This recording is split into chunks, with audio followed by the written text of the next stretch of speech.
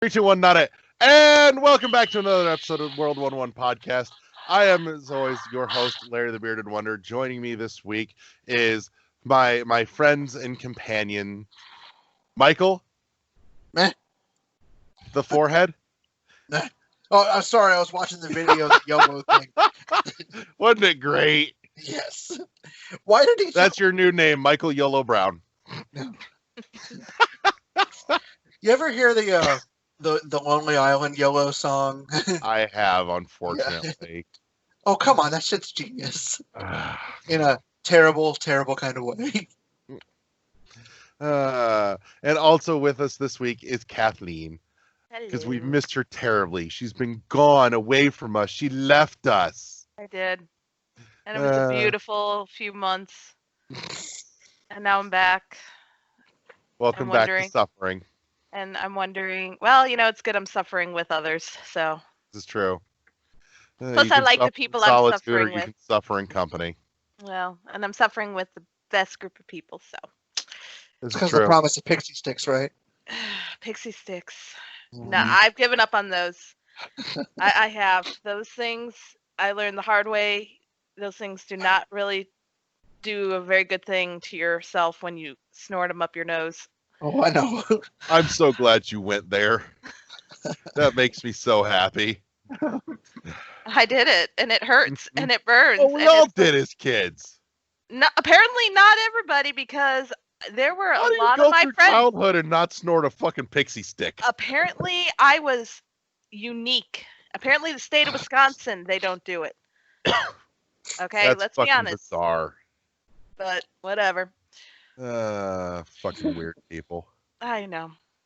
So, before we get down to brass tacks, you can and should find us rapid fire at our home on Podbean, world11.podbean.com, all spelled out, all one word. Google Play Music, Apple Podcasts, Spotify, iHeartRadio, maybe Podknife and Podchaser, YouTube, and Twitch. Also, definitely follow us on Twitch because we're working on that whole trek to 200 followers so that somebody can win that shiny copy of Blasphemous Collector's Edition on Switch from Limited Run Games, which better be on my fucking doorstep in the next day or two, because what the fuck? That shit shipped a week and a fucking half ago. I got mine. Yeah, I Did it know. really I ship got already? mine. Yeah. I got mine it on shipped. Monday. Fucking UPS tracking said it was supposed to be here by Saturday last week, and it's not. I have mine, and I've already opened it, and I've looked. Yay. So, To be fair, though, I've had a bunch of stuff that was delayed shipping this week. yeah, I don't know Like- what the fuck the deal is, but It's Indiana. Yeah, that's true. That place is a shithole. They don't deserve anything nice. apparently. Fucking So- Doug Stanhope, he actually talks about how shitty Indiana is.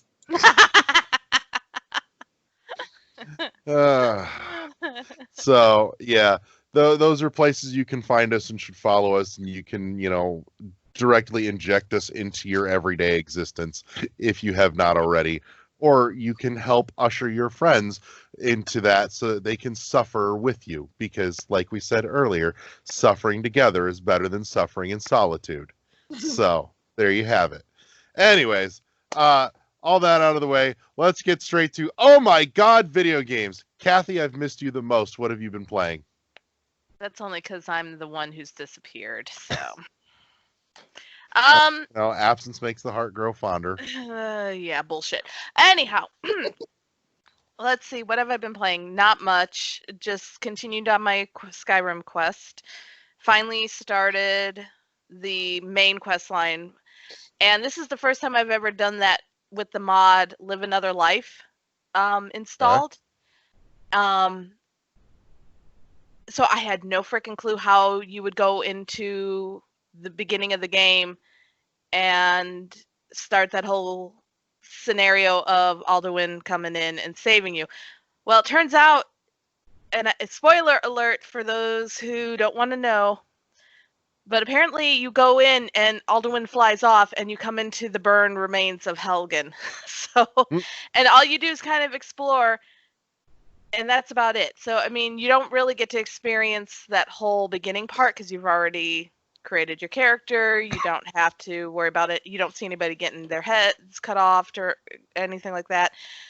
Well, that's disappointing. It was a little disappointing, but at the same time, it was nice to have something different because I've played Skyrim so many times. I know the quests by heart that it's almost kind of redundant.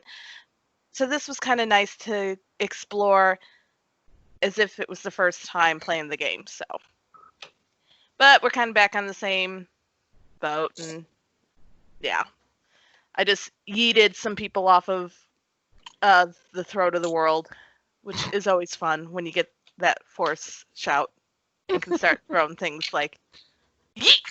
But that's what I've been playing console wise. However, I was really excited. So I don't know if you've ever heard of this game company. It's called Rusty Lake.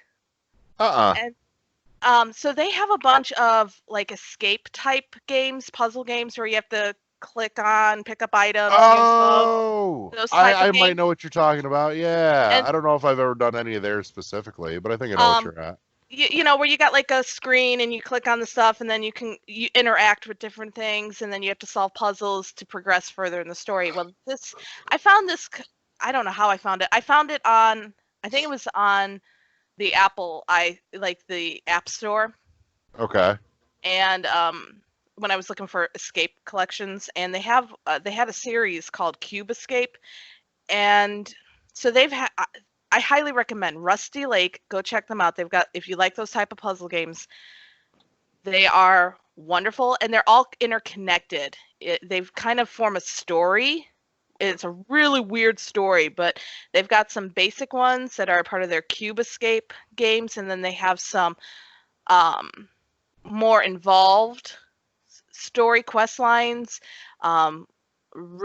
Rusty Lake Roots, Rusty Lake Paradise, and they came out with with two new ones, and I just found them.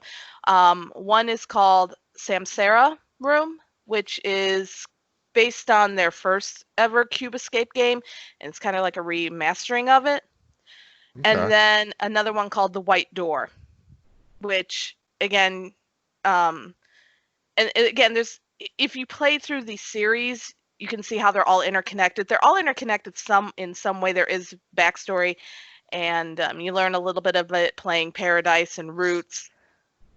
But yeah, that's been occupying my time. And then they've always got like hidden rooms, secrets. So there's a lot of replayability with them to try to find all of the hidden stuff in them. So highly recommend those games, especially if you like those point and clicks. And most of them are free. You can find them free to play, Right. either online. Some of the other ones, like the more involved games, there are prices. You can also find them on Steam.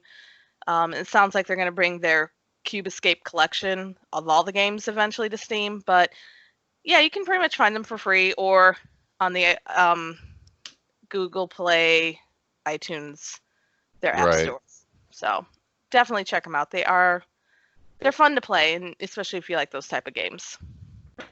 They're frustrating though when I can't figure out the damn puzzle, and it brings me back to The Witness in many ways. But I still like them. They're fun.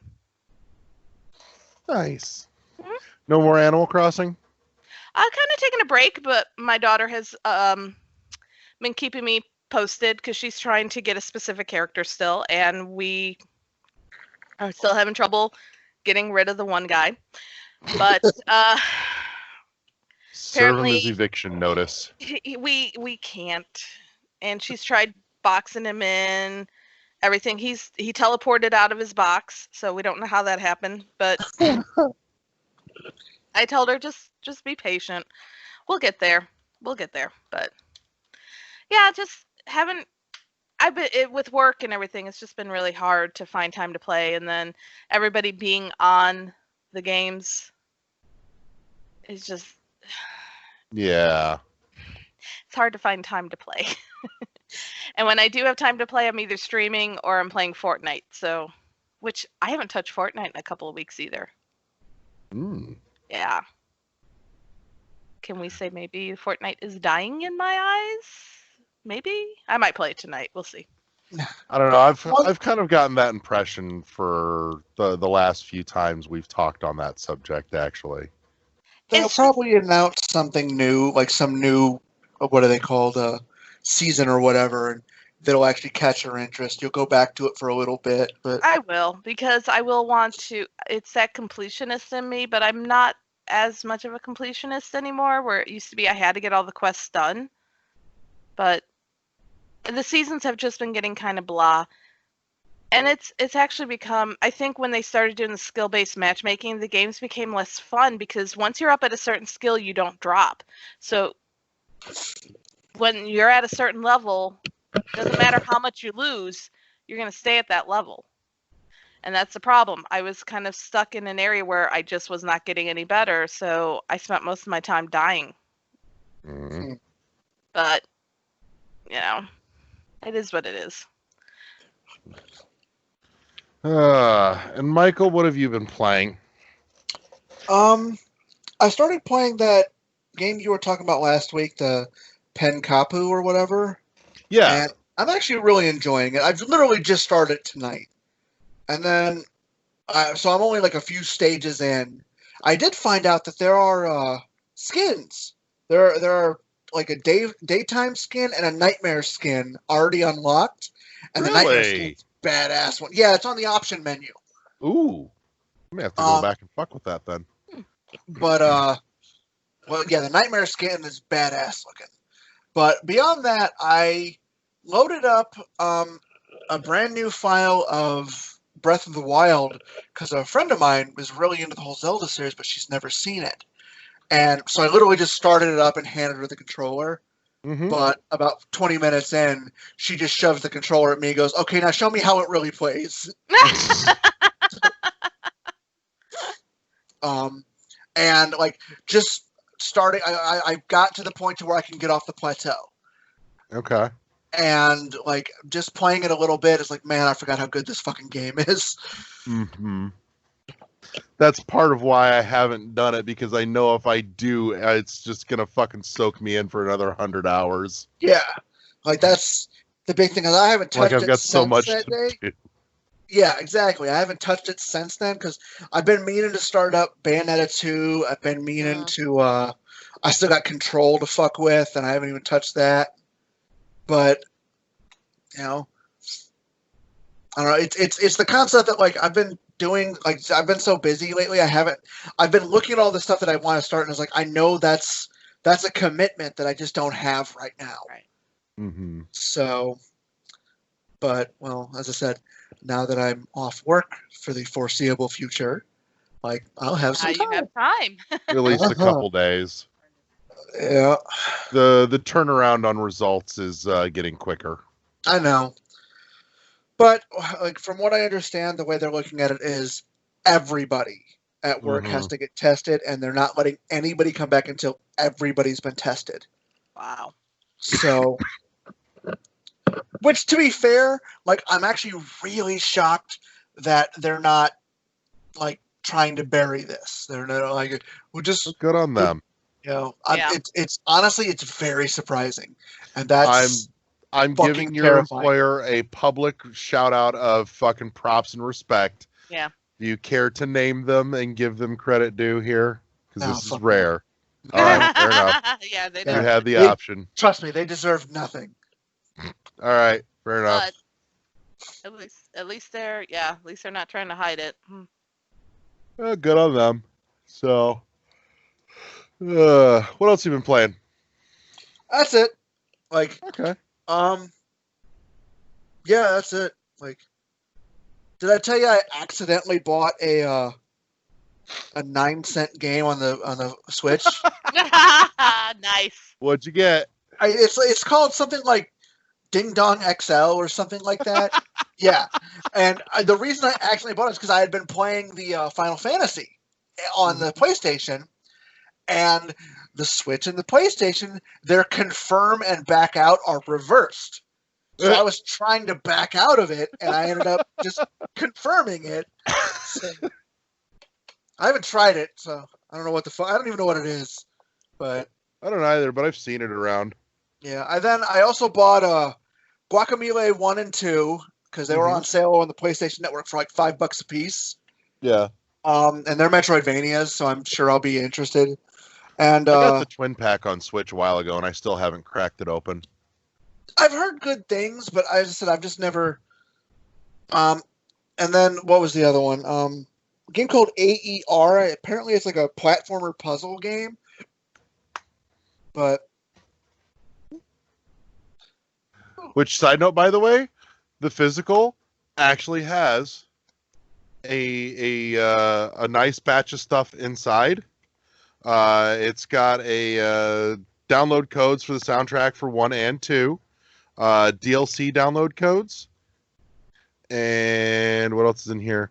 It's got a fold-out thingy, like a little mini poster fold-out thingy.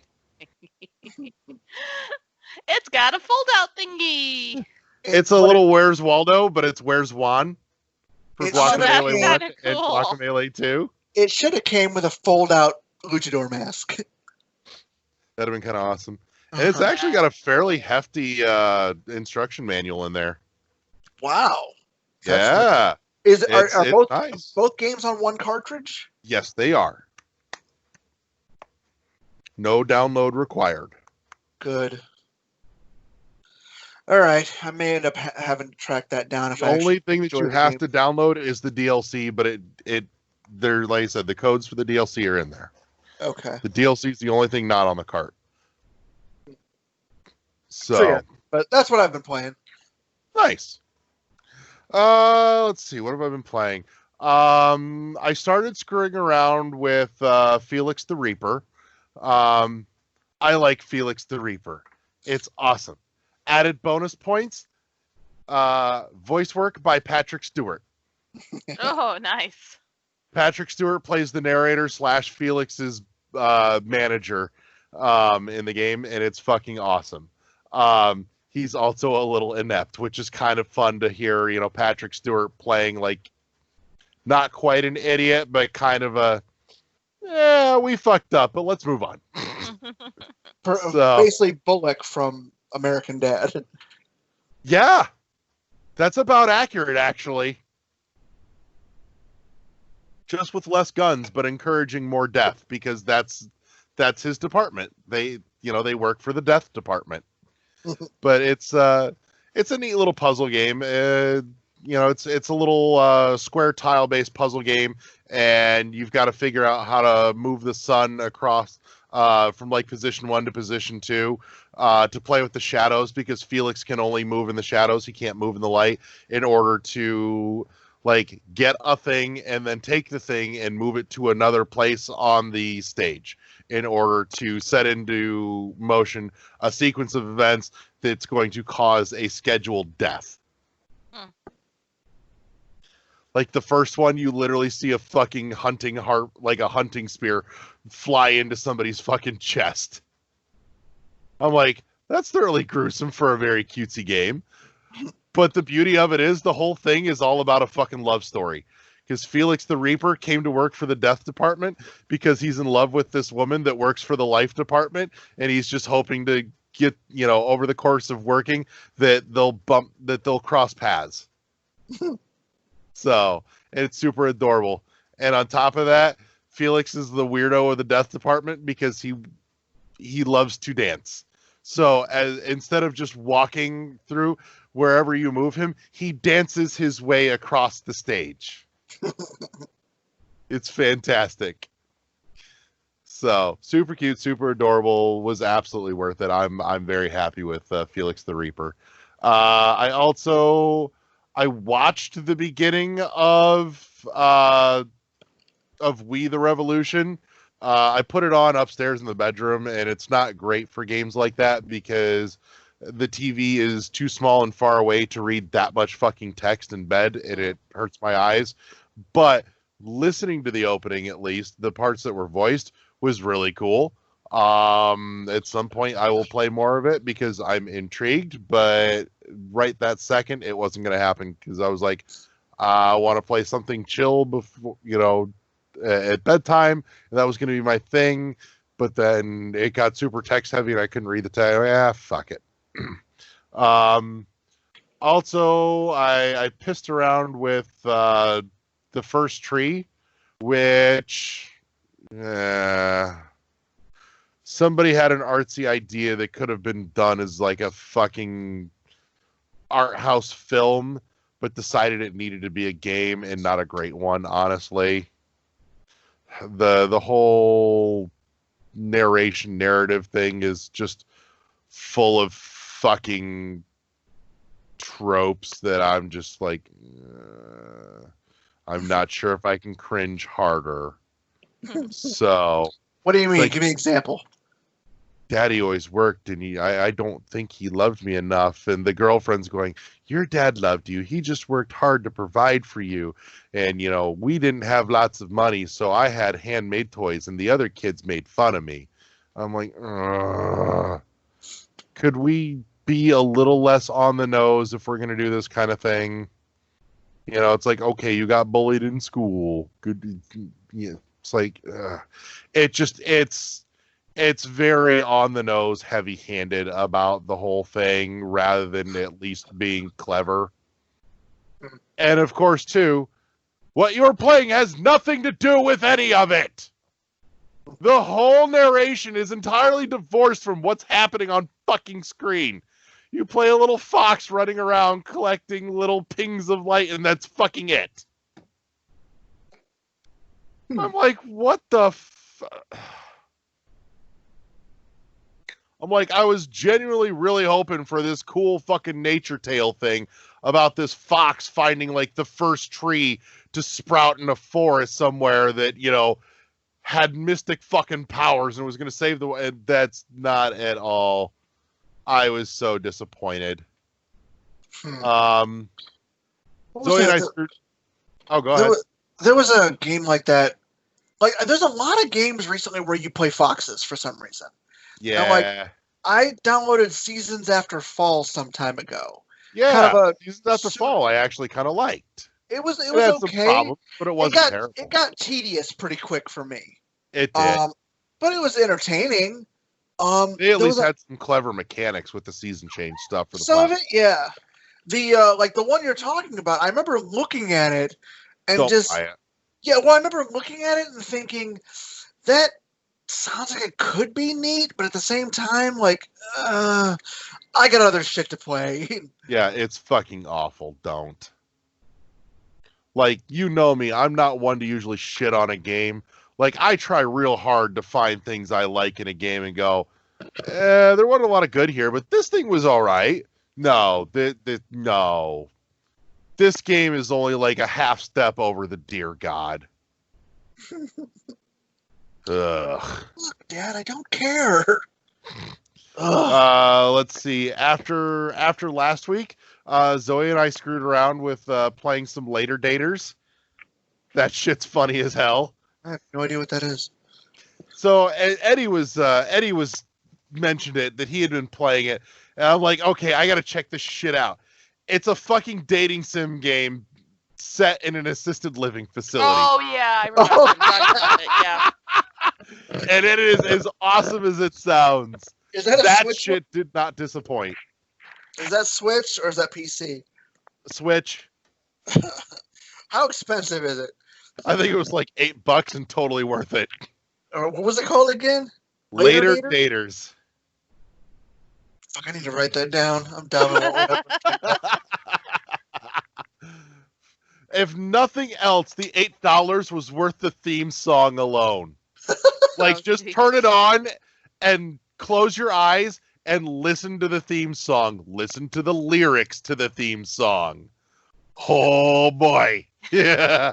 You're in for a treat that is so worth the $8 price of admission. I promise you this. Sounds good. And then the big hook for me this past week has been the last handful of days specifically has been a whole lot of fucking Dead Cells again. Has got its fucking hooks back into me. Let's just say I've had some downtime at work the last few days. Yeah. I'm like, yep, we're playing Dead Cells again. So I decided I went into it with a mission this time. It wasn't just a boredom thing. That's where it started. But I decided I'm going into it. I've got a fucking objective this time. It's not just grind runs for cells to feed the forge. But I decided I'm going to start chasing down some more fucking blueprints that I didn't have, which meant that one, I'm going to have to start, I'm going to have to stick it out on 2BC or 2 boss cell runs, because I've milked pretty much everything out of no boss cell and 1 boss cell. There might be a few stragglers in 1 boss cell, but I'll probably catch them at the same time as I'm doing this now. But so I'm using the hunter's grenade to start forcing blueprints out of creatures, because the nice thing is when you're running around with the hunter's grenade, it'll tell you if a creature has a blueprint that you haven't gotten yet, so then you can whack it, turn it into an elite, and then force the blueprint out of it, including the rares, which means basically you can negate the issue of low drop rates as long as you're hitting the correct enemy in a high enough boss cell tier, because there are some that have like 0 drop rates for blueprints until you get into a certain boss cell tier. So, a specific one, or I think it's just a minimum. I'd have to go back and check the wiki, but I think it's just like a minimum. Like, in order to get this blueprint from this creature, you have to be running at least 2 boss cell, but not specifically only 2 boss cell. So if you get into 3 boss cell, I'm pretty sure you can still get it on a 3 boss cell run as well. So, but I know some of them have like minimums, and there's also just enemies that don't show up until you get into higher tier boss cells. So the more boss cells you start cranking in, the more enemy variety you're going to see as well. So that's one of the things I'm reappreciating over the last couple days is 2 years and 400 some hours later, I'm still seeing new stuff for the first time in Dead Cells. And I'm still getting new stuff for the first time in Dead Cells, like unlocking new things still. And I'm like, God, that has fucking longevity and replayability. You're hard pressed to find another game that's a better bang for the buck, honestly. If it's anywhere in your wheelhouse, that game is worth the dollar. So I've managed to, in the last couple days, pick up several new blueprints and various odds and ends. And like I said, I've been doing a lot of it by way of custom mode, which I'm having all kinds of fun fucking with all sorts of weird shit in custom mode just because it's fun.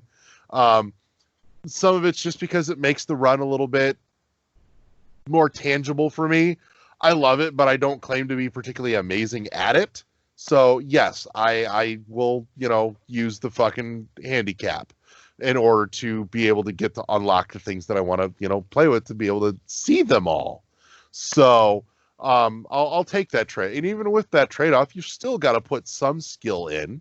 It's not just like you can waltz through it, but because I'm still getting my ass kicked in 2BC, but I'm getting further.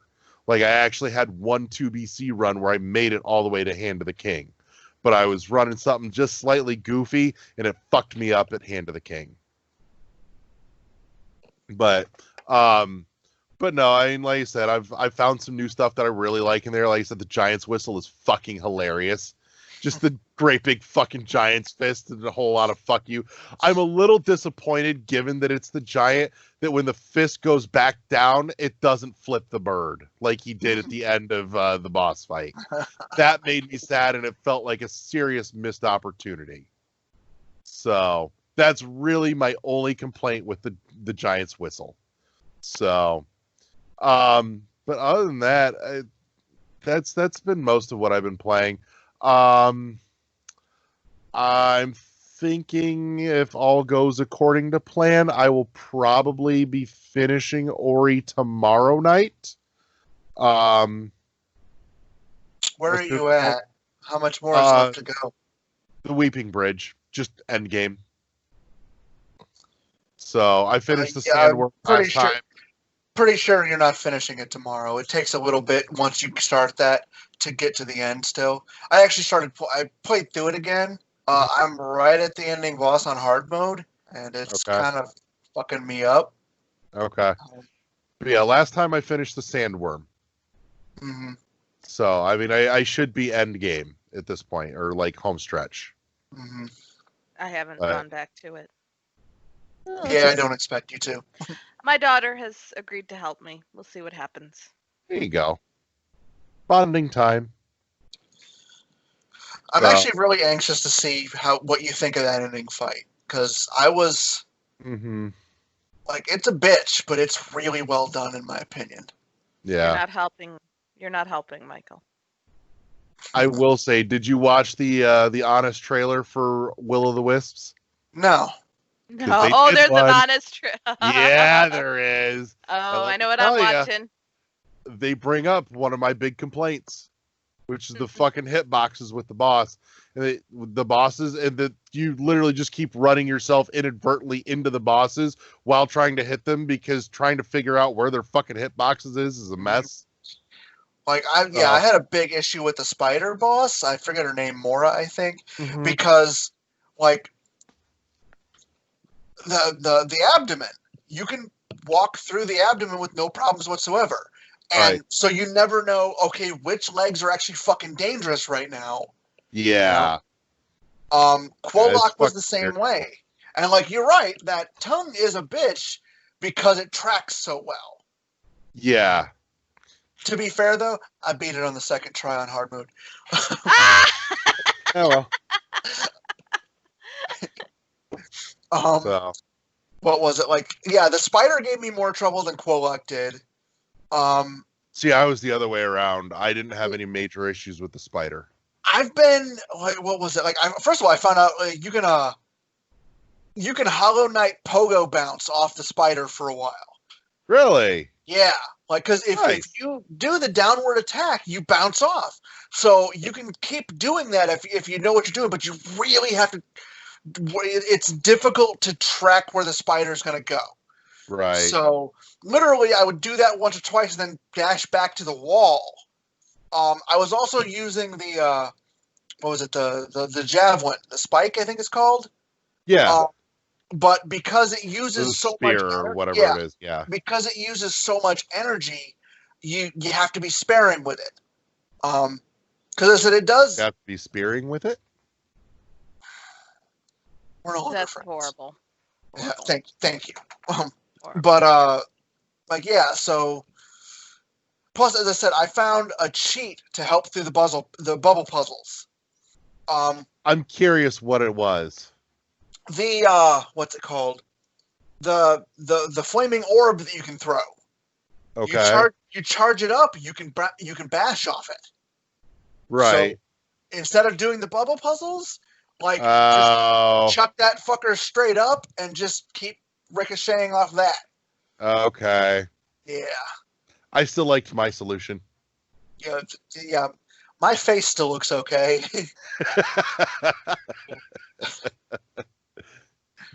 Don't lie, you're jealous. A little bit.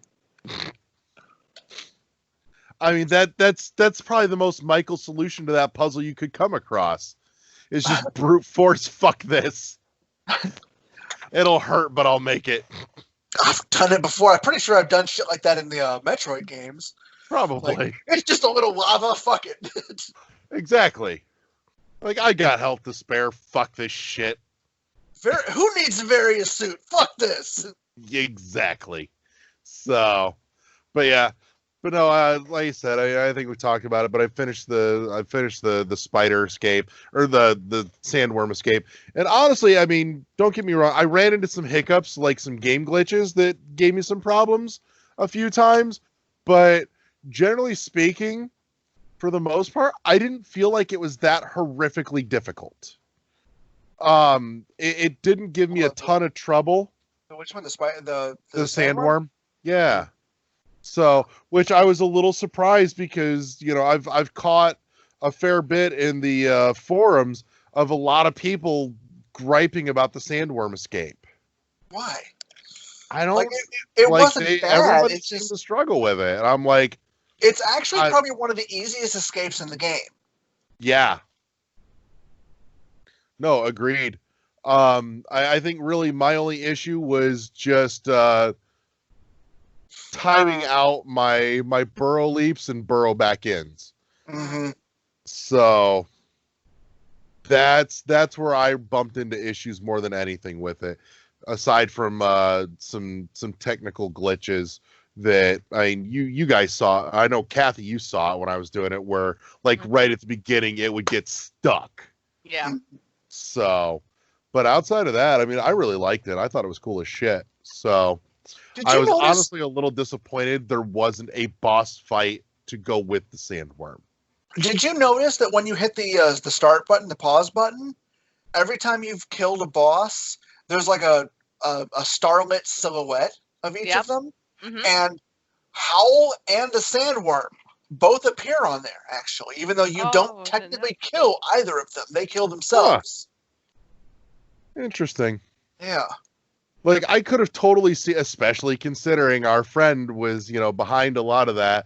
I totally could have seen a very, like, Cirrus-esque boss fight with the Sandworm. Cirrus? Yeah, from Metroid Fusion. Oh, yeah. Yeah, because Milton put a Cirrus fight into AM2R. Oh. So, I mean, he's tackled that before. So I'm a little surprised they didn't put that to work. So, yeah, to be honest, I don't think, with the way the Sandworm was, I don't think it really needed it. Like, as I said, like, because the escape sequence as it went, and the fact that the ending of the escape sequence is story based, and it basically it's trying to get you so bad that it ends up killing itself. Right. I don't think a boss. Like, I think if they I wouldn't have mind having something in that sequence where you had to at least, deal out, a hit or two in order to, as part of the escape. Like, burrow under it at some point while it's passing and strike something. Right. Just to keep it enraged chasing you. Exactly. That would have been a good way to do that. So, but as I said, like, because the same concept with Howl, you fight him a minimal amount at the very beginning of the game, and then I didn't even realize it the first time I played through the game. But the second time you see him, he's been turned to stone in the Ashlands. I think, I don't remember what they're called, but the swamp. Yeah, and like, as I said, I didn't connect the two at first. So, like, I just thought it was weird that suddenly, he's dead. Right. But, like, I recognize it now, the fact that they're trying to show that, like, even the most dangerous creatures here are succumbing to this, to nothing. Like, This game only further cements my working theory, by the way. And I was talking with a friend who actually works, I won't disclose names, departments, or anything, but legit actually works at Nintendo. And we were chatting a little bit on the subject of our discussion of, like, various Metroid crossover or offshoot ideas. I told him, like, I've got a working theory that says that the Metroid universe and the Ori universe are actually the same, that they coexist. And more specifically, I firmly believe part of that working theory is that the Itakuns and the Dachoras, actually, their home planet is the same planet as Ori's. I'd be okay with that. I would too. I'd really dig the shit out of that. So, you know what they should have done with the Ori? Like, and this is a minor spoiler to both of you, but there's nothing you unlock when you beat the game. Like, When it's done, it's Mhm. just done. There was nothing. You know Well, what the they first should one was that way too. Yeah, but what they should have done with this is allow you to replay the game with sign from the first one. Ooh. Oh. Yeah. I'd have fucking dug that. Like Fuck even yeah. if they didn't put dialogue or anything, just that attack system, Right. like would have Right. been fun to play with because it would have altered certain aspects of the game. Yes. Yeah. I was actually like, as I said, I loved the game, but I was highly disappointed that there was nothing. Like, or at minimum, let me replay the game with Ori with a Moki skin. There you go. The little monkeys? Yeah. Yeah, like that'd be a fucking blast. I get behind that. Um, Now, How see, does- that would have been a great way to do co-op, honestly. yeah. Yeah. Come to think of it, are there any co-op Metroidvanias? I don't think Ooh, so. I don't think so. I feel like that's the next big challenge No, for the it genre. has Somebody it needs has to to work it out. exist. Like there has to be something. I want a co-op Metroidvania. That's it. I'm getting a hold of Milton when we're done. I'm like, hey, I got a job for you. Design this, please. So, but yeah, like a co-op Metroidvania. Stuff Somebody comes figure up. that out.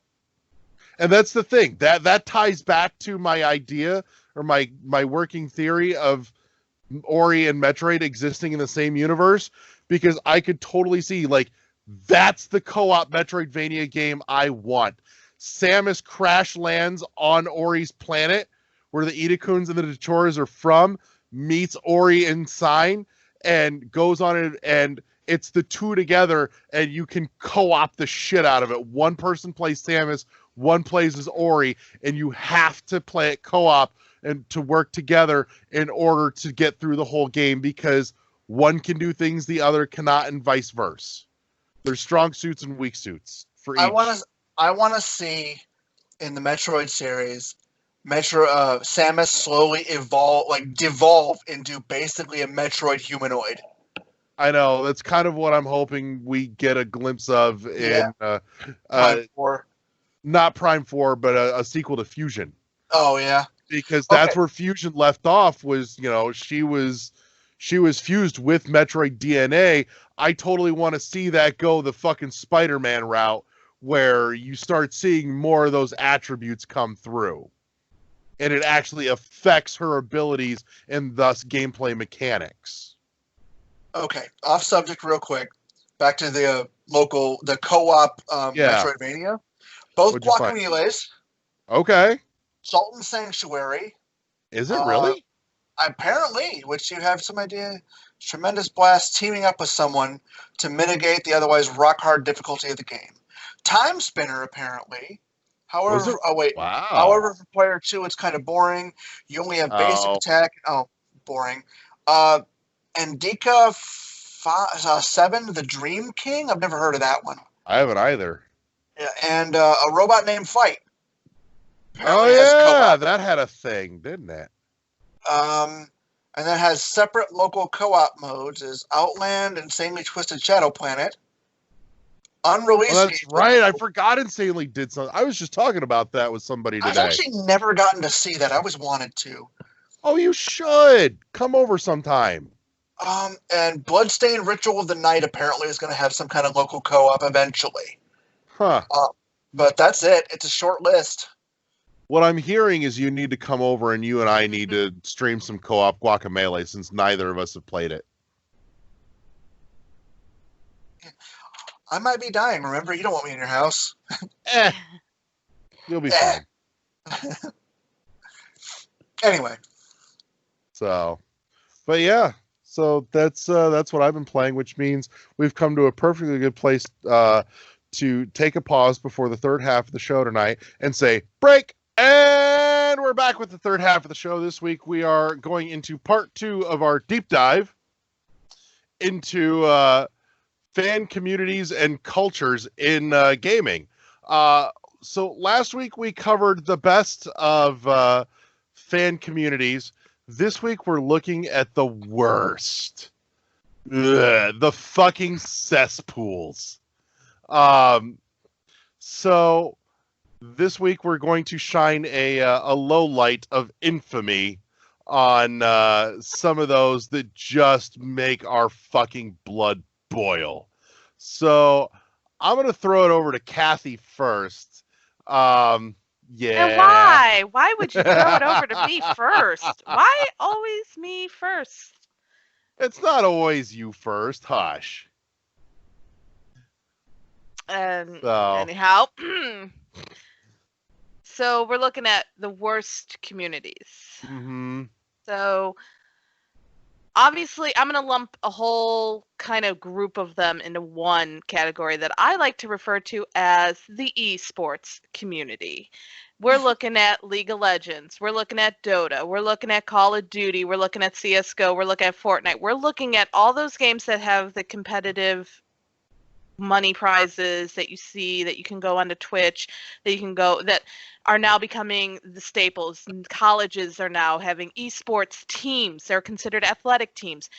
That is a very toxic community. And unless you, and that's not everyone. I have met some nice people in Fortnite, but I've met some real assholes.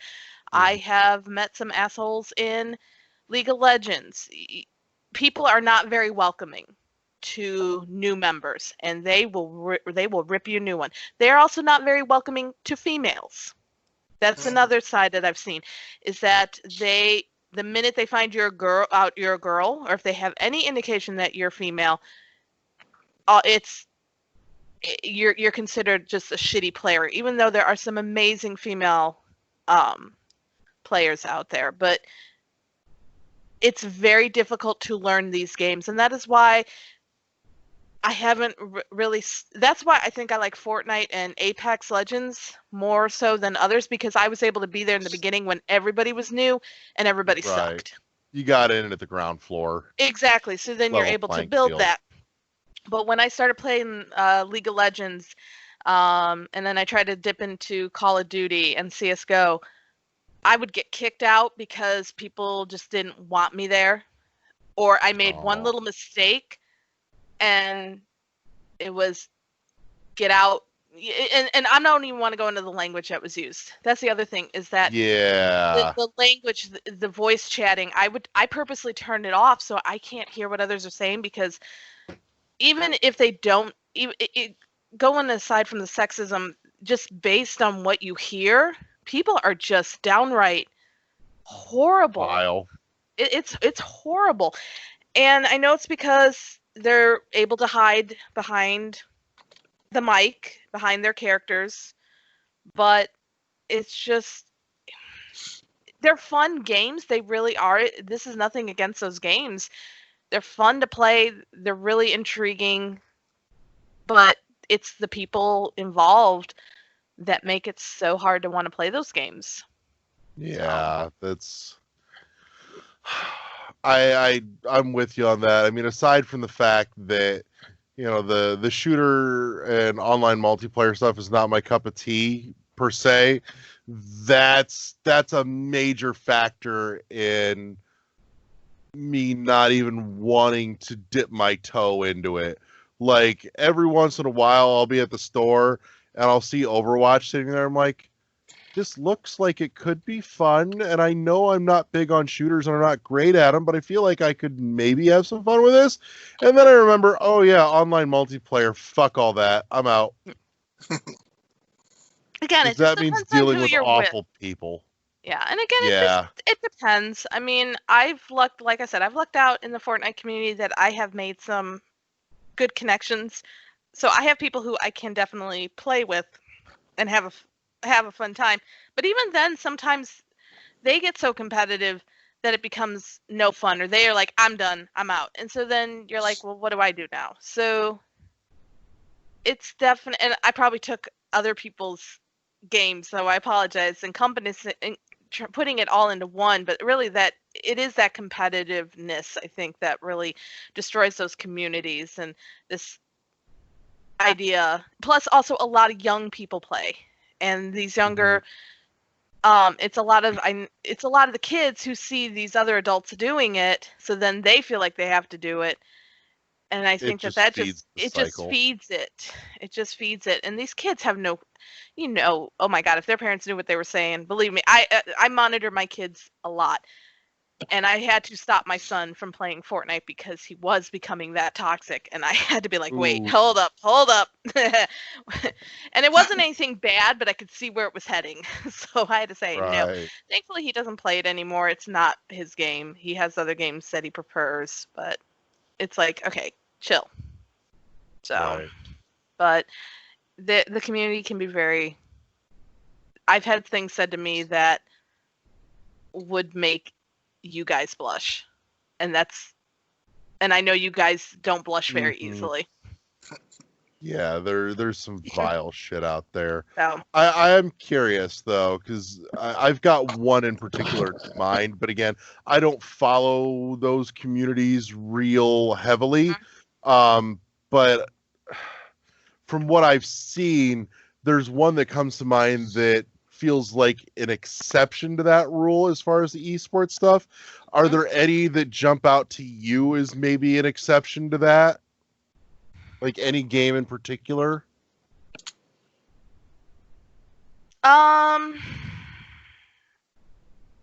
I'd have to say right now Apex Legends and actually Overwatch. Those are the two communities that I don't see as much issue with.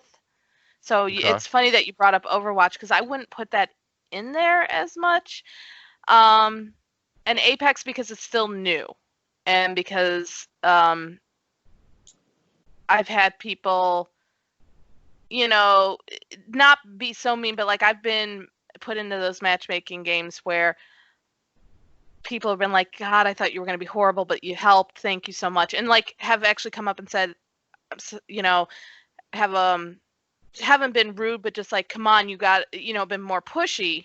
But then at the end are like, Right. thank you, appreciate it, move on. So Right. I'm just curious on your thoughts on this because the one that sprung to mind for me is maybe something of an exception. Rocket League. Oh, I didn't even think about Rocket League because I don't play that one, so I don't know. And that's Okay. just it. And having not gotten involved I'm looking at all the games that I've tried and gotten involved with at some point down the road. Rocket League is not one that I've been majorly involved in. I feel like you'd have a lot of fun with Rocket League. I don't like the idea of driving a car. I mean, I don't do so. If not. you've ever watched me play Fortnite, I don't do well with vehicles and I don't do well with exploding weapons. Okay, let's be honest. I either kill myself or I drive the boats or everything into walls. No. And that's okay because the thing is, you can't really drive into the walls on Rocket League. You just drive up the walls. I'd be lost. Which serves a purpose. So, it's funny that you bring up Rocket League. I don't know much about that community, but I don't think you hear about that one as much. So yeah, you're probably right. Rocket League. Rocket League is not one of the ones that I think of when I think of toxic communities. So it's probably one of the safer bets. Now that's gaining notoriety, though, that could change. But well, and I think Rocket League has something going for it in the fact that the game itself, at least in game, no matter what platform you're playing on, has no built-in voice chat. And that helps. That I think voice chat helps. That's why Smash Brothers I don't include, even though that's an e-sport, I don't include Smash Brothers in there because that one's a little different in how you have to play that. So yeah, even Smash Brothers I think delves a little bit into that. I won't say toxic, but definitely elitist. But that's not what we're talking. But we're not talking about elitist. You didn't ask about elitist. We're talking about toxic. Just the worst. But yeah. But yeah, no. And again, it's a distinction that should be made. That elitist side for Smash, I think, creates a significant barrier to entry, but it's not actively really working to keep anyone down and out. No. So, and that is an important distinction to make. Yes. So, Michael, I know you've had some dealings with some awful fucking communities. What, Actually, like you'd be surprised because I don't play online games. Like as I Well, it said, doesn't always have to be online. well, I mean, like just in general, like I don't play online games. I definitely don't play anything where people can talk at me. Mm-hmm.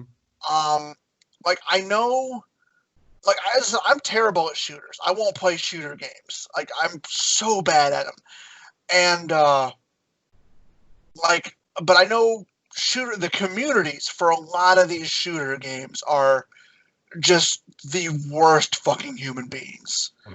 Like a lot of what Kathy was just saying, and just that dude bro mentality, Yeah. and just shit like that. Like we used to have a gaming group a long time ago with a bunch of friends where we'd all go over to Pez's house and we'd just play, like usually it was fighting games, either fighting games or like Mario Kart or something like that. Yeah. And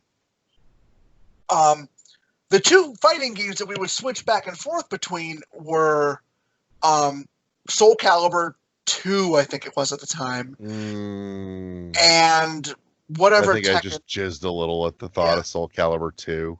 Yeah, I know. No. Like, the new one is Oh. shit, by the way. I refuse to play anymore until they start including the ability to dismember characters. Yeah, no shit. And then, or like whichever Tekken was popular at the time. I think it might have been 3. I can't remember. But like, and there was this one guy in the group named the fuck was his name? We used to call him Little Brother. I can't remember what his real fucking name is. And he was that guy that would never stop talking shit. Like, and it was not even like he was just trying to be funny. He wasn't even actually trying to be, but it got so fucking annoying that it would get to the point to where whenever someone was going up to fight, someone else would get chosen to, you're the person that punches him when he don't shut the fuck up. Jesus. Yeah, and it got bad enough that we stopped inviting him eventually. Aww. Like, because his gloating would last longer than the fucking fight. God. And then what was worse is the reason he won is because he was a turtler. Like, he would literally just duck down and block everything and then just poke you to death. Didn't actually play the game. So, like, he wouldn't play me at Tekken, though. Because eventually he figured out, when he found out that you can still grab someone who's blocking, yeah, he was done. He was done.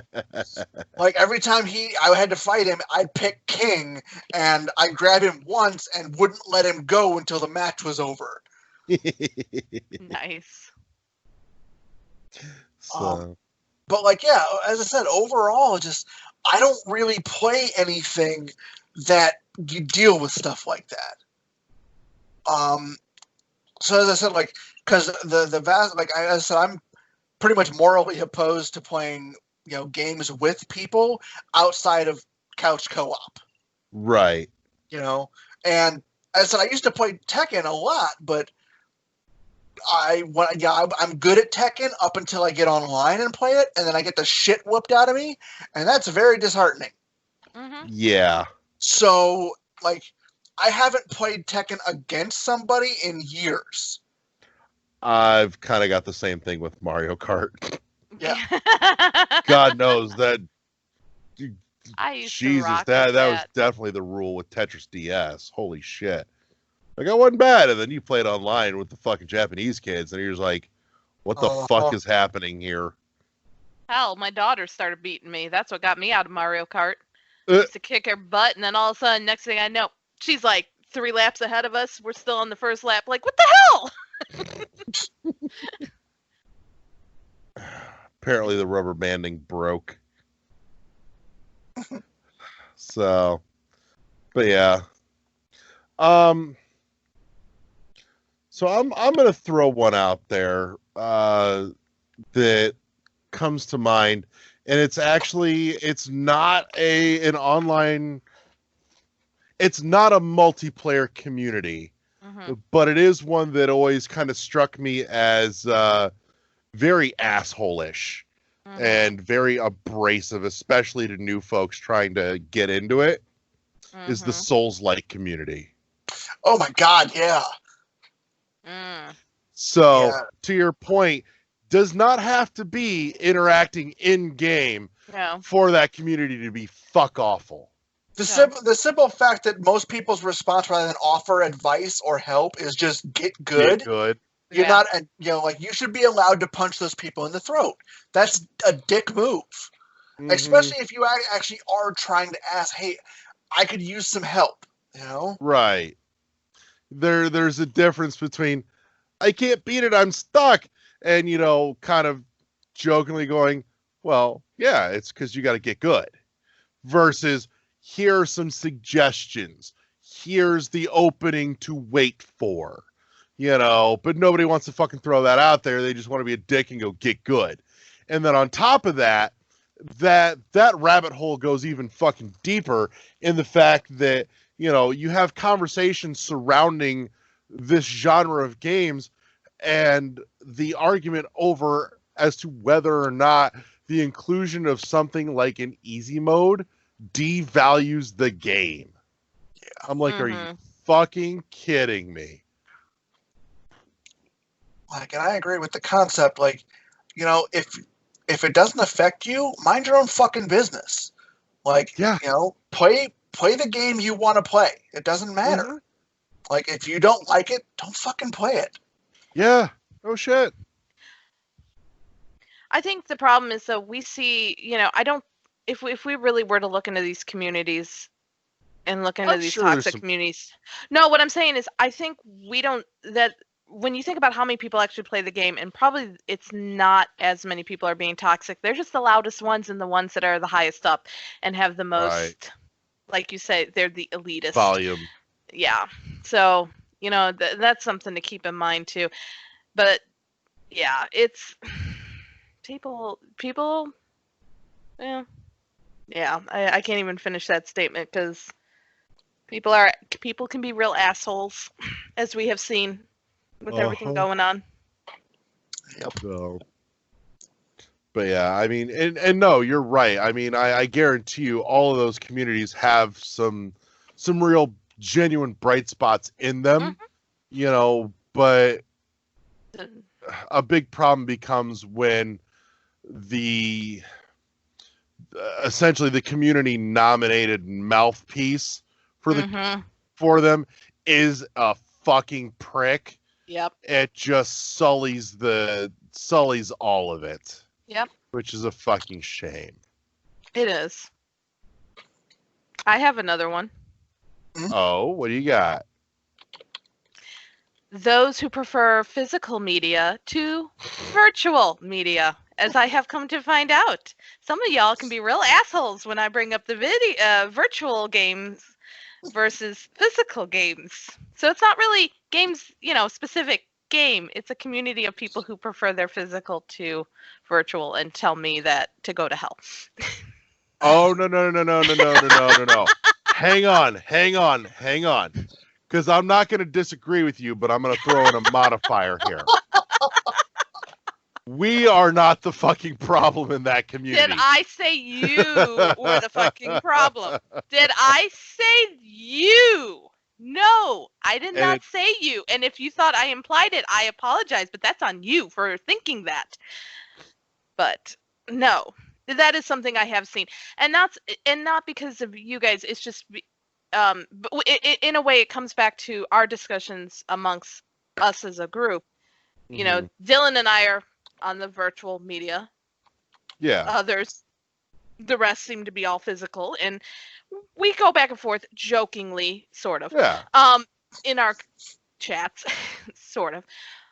But I have noticed, especially as I'm looking at articles and videos and people talking about their collections and stuff, there definitely can be, and maybe it's more elitist, but I think it does become more toxic because there is that talking about how physical is the only way to go or virtual is the only way to go. It's there are a lot of us who are okay with both, but I do see some toxicity, more so in this community than I thought I would. I figured it wouldn't be. It's the fact that we all love playing games, but there is that. There is that. Oh, let me tell you, I want to dive a little deeper on this, 'cause Go I'm right in ahead, several of please. those groups. I bet Um, you are. I am, and oh boy, what a fucking shit show some of this is. So, first of all, there's some bullshit on both sides of the fence, but it's different types of bullshit. I Yeah. will say I have not really come across anybody shouting down the existence of digital. Yeah. However, I will say on the digital side of the fence, I've seen numerous people going, why the fuck won't physical just die already? When can we get to all digital? Mhm. It's like one does not preclude the other. That boggles my mind. Well, That- again, we live in a world where it's okay. People have all developed this sense of entitlement, and there's no consequences Mhm. for being a shitty person. Mhm. Yeah. You know, Yeah. that's what we need. Here's a new job description that we need: is someone just to go around and hunt down people and beat the fuck out of them publicly when they're being shitty people. Yeah. Now, on the physical community side, there is some real nasty shit that goes around.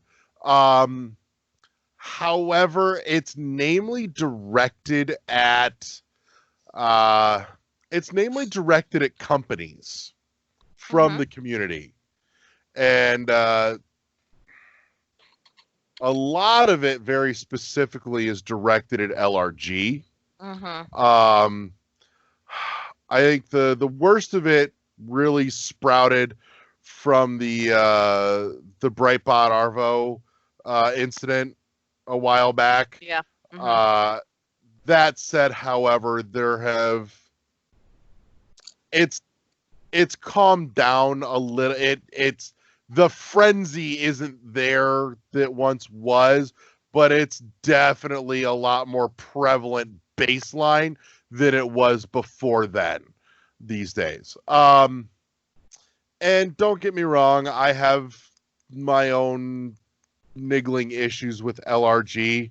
I'm not a fan of their shipping and distribution setup. They go through UPS Mail Innovations, which is a fucking hot mess. Because accurately getting to track your shit is like fucking impossible. I'm just like, there's better ways. Please pick one of them. And I'm not gonna lie, you know, we've conversed back and forth. Their customer support side is definitely has a lot of room for improvement. Mhm. But that said, that does not warrant the level of dickheadedness that people hurl at them. It's like, you know, maybe if you weren't shitheads and just said, hey, we really like your stuff, but it would be great if maybe you guys could please, you know, make these things a little smoother.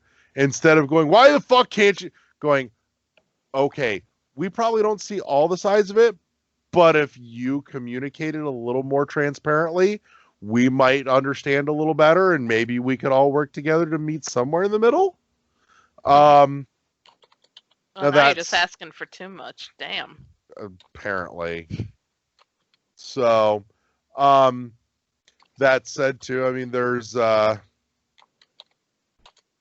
obviously been numerous other companies that have popped up, and a couple of them have been really exceptional in the way that they've structured their business model and have managed to dodge that ire. And I suspect they've set up their business models specifically looking at some of the feedback from the community and the pain points that people have had with LRG and gone, we can circumvent that problem by doing it this way. Yep. But again, even some of that comes with trade-offs as well too. Right. You know, you get ones where they don't take forever to ship because they're already pre-manufactured, but that means there is literally a limited quantity. There are no open pre-orders like what LRG does with a lot of their stuff. Right. And so it's like, that's your exchange. Pick one. So, you know, cart then horse or horse then cart. So, and then there are others that are, I have found no redeeming qualities, but are small enough that nobody but me bitches about. Cough, cough, Red Art Games, cough. Fuckers. Yeah. Like, everything about my experience with Red Art Games so far has been fucking awful. That's horrible. So, like, supposedly my game is finally fucking shipping. I've yet to get a confirmation on it or a tracking number, but supposedly they started shipping 2 days ago. That's the other thing too, is that's another one of my big gripes with LRG, and even some of the others to an extent, but LRG seems to have the biggest swing of it, is they seem to ship in waves rather than getting everything ready to go and just all out the door in one shot. Because, you know, like you said, you've got fucking LeGrue got his copies of Blasphemous and managed to get yours to you before mine have even made it to my house direct from LRG. Yep. It's been in the mail to me for a week and a half. And it's like, Sorry. the fuck? I'm sorry. Not really, but I am. Sort of. No, and it's nothing to be sorry about. It's just, this is one of those pain points that has festered so bad that's caused some of that just toxicity to spew and infect that community, you know. And the real shame is, and I will say I'm grateful for the fact that I got into some of those group communities online, at least, you know, a couple months before the Brightbot stuff hit, where you could at least see it in its final heyday of glory of, yay, physical games. I have this. Do you have that? Let's trade. Or, you know, I'm looking for this. And somebody says, I have that. I'll help you. To, you know, it's just shit posting more than it is anything else anymore. But I at least got a couple months of, you know, personal joy and delight from that community before that happened and that big culture shift came about. And you know, that peak that peak glory day I did manage to bag one or two goodies out of that. I've still managed to bag a few goodies here and there post infestation, but it's not what it once was, and it makes me sad, and I miss that time frame, that time period for that community. And I'm sad that it essentially devolved in mere days before my eyes, so into what it is now. But that said, I will agree with you, though both of those communities have some real fucking just cesspools of but no, I think that's where I kind of land on it. I think those are definitely some of the peak ones, and I will say, you know, I'm glad we got to at least highlight a couple of bright spots throughout there, so it's not, you know, it's not all bitching tonight. I think the overall, I think the biggest overall take is, yeah, you're going to have these toxic communities, but overall, the gaming community is just so widespread, and reality is, for the most part, the gaming communities can be a lot of fun. You get to meet a lot of great people. Hell, if it hadn't been for games, I would never have met you guys. So, you know, So there are a lot more bright spots than those negatives, and that's really what it comes down to. So I will say too, not to put a downer note on it, or not that I want to, but I will say it does feel, unfortunately, like a lot of it is luck of the draw. mhm. It's like, do I get lucky enough to get paired up, or match up with somebody, or find somebody in that community that makes me want to stay and gives me that little bit of happiness to make it worth suffering the rest of the insipid crap, before it all gets to me and I say fuck it. And I also want to take a moment to highlight an overall, just by way of a point of comparison, because I know we talked about it a little bit last week. At least I think I recall mentioning it. But the disparity between the board game community and the video game community in general is just depressing to me. Like I said, I so often look at the board game community and go, why can't my community be this fucking nice instead of just being overrun and rampant with self-entitled fucking pricks about everything? What's it called? The tabletop role playing. Actually, the tabletop role playing community is very much like that. I was always astounded by this, especially because I've been role playing since I was little. So, I was into it when it wasn't fucking cool, basically. And the amount of elitist pricks that, like I have this very vivid memory of, was it Fantasy Cards and Games? I don't know if they still do, but they used to have an actual gaming room. They do. And when a big group of us first started playing, we would meet there. Yeah. And I remember we'd played a couple of games, and then suddenly this guy, this mountain of a man, just lumbers over to us and asks if he could play. And we're like, well, do you got a character? And he got this haughty fucking look on his face and pulls out, I think it was like, because we were like a level 3, 3rd edition group for fucking D&D. And he pulls out a level 63 half tiefling, half dragon, like just all this insane bullshit, and like just starts spewing out, my character does this, and I've also got this ability and this ability. No details of the actual character, just everything is, my character can do this. Right. And then like maybe fucking less than 10 It's all features and no personality. Yeah. And then like I was asked to join a game maybe less than 10 years ago with a group that I've known for a very long time. And I was excited. I was so fucking excited because I hadn't actually played a game in 20 years at this point. I've been running, but I haven't played one. So I show up with the character I made, and the character, I literally made the character with specific hindrances. He was specifically using a weapon that he wasn't proficient in because the character found it and thought it looked neat and it was different. Just dumb shit like that. And the group literally made fun of me in character for it.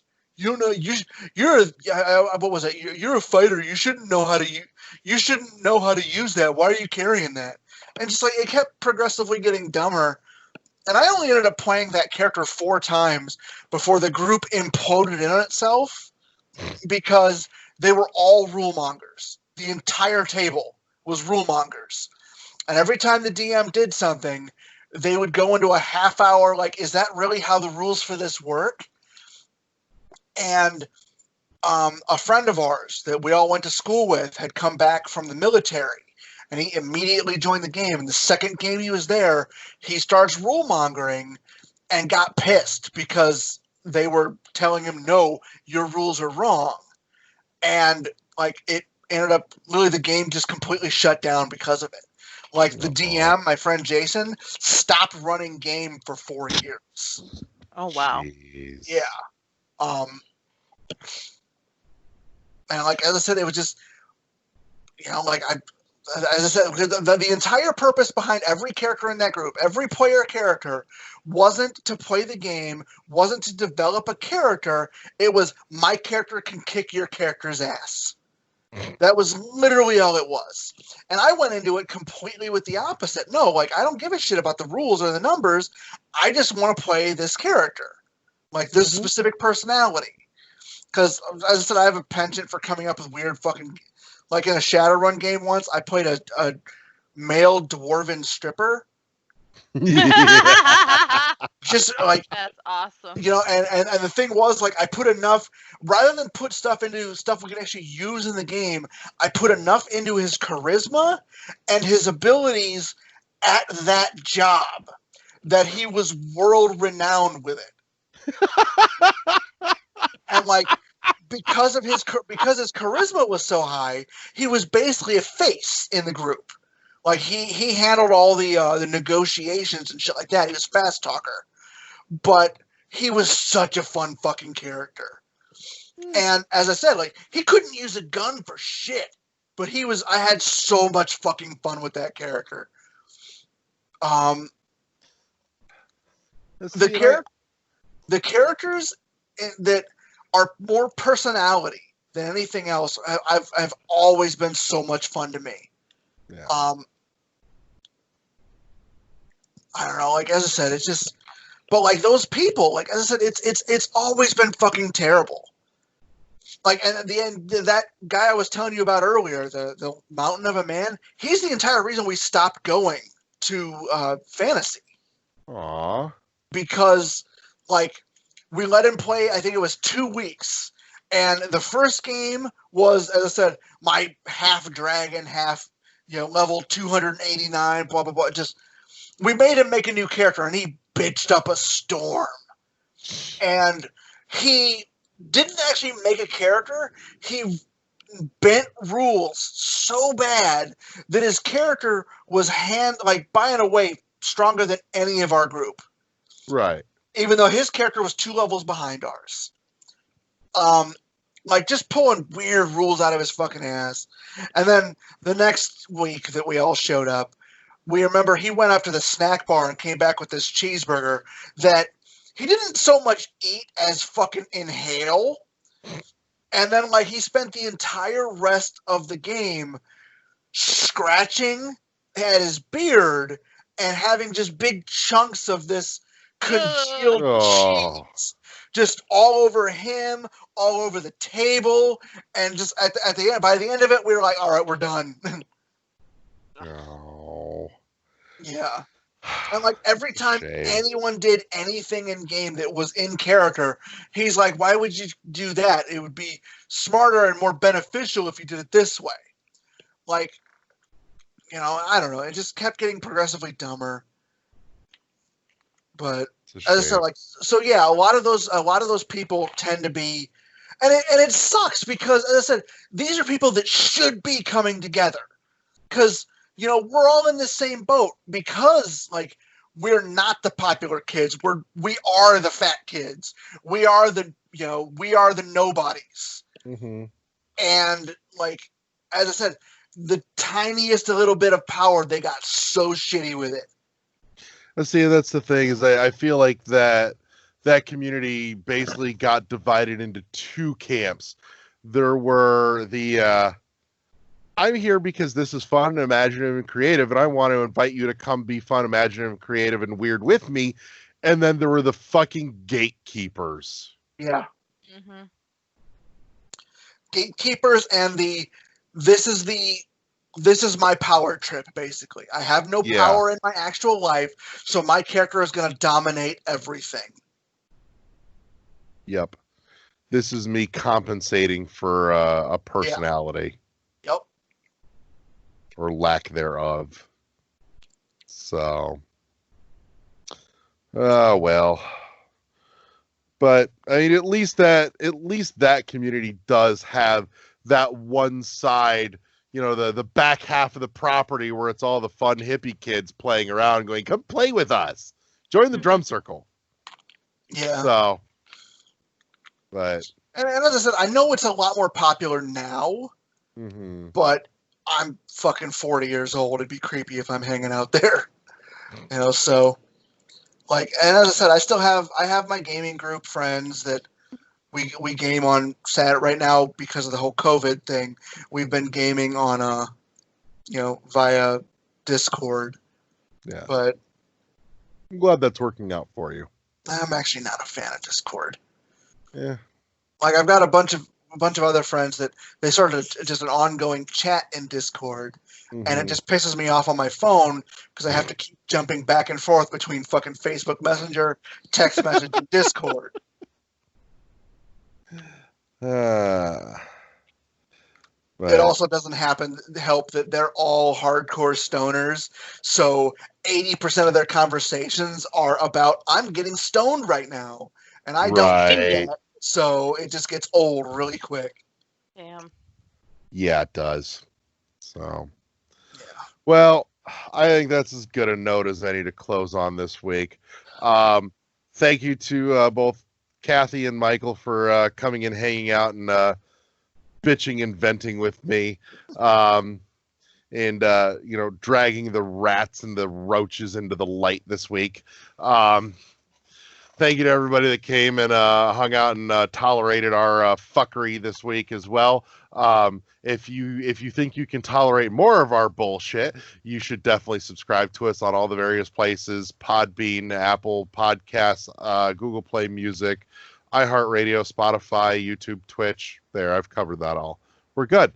And then, you know, see how many other people you can get to tolerate us as well.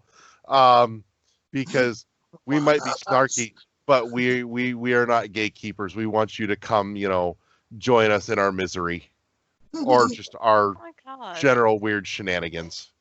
We have many weird shenanigans. We do, but I'm not miserable. Damn.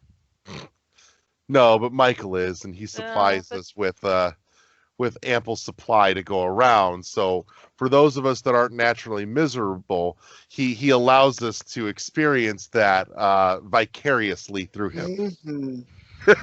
He provides a service. All right, I'm going to shut up now. So with all that said, good night, everybody. Thanks for tuning in, and we'll be back next week. Peace!